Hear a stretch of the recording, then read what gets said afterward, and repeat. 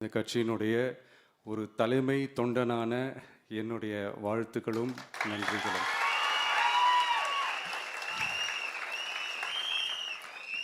அப்புறம் என்ன, மைக்கை பிடிச்சாச்சு, வெடியை கொளுத்தி போட்டுருவோமா? 1977 ஜூன் மாதம்னு நினைக்கிறேன். ஜூன் மாதத்தில் புரட்சி தலைவர் எம்ஜிஆர் அவர்கள் ரேடியோவில் ஒரு பேட்டி ஒன்று கொடுத்தாங்க.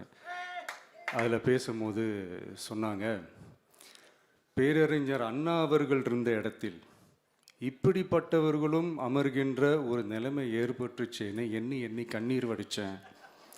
அன்னைக்கு அந்த கண்ணீரை துடைக்க ஆரம்பித்த இயக்கம் தான் அண்ணா திராவிட முன்னேற்ற கழகம்னு சொன்னார்.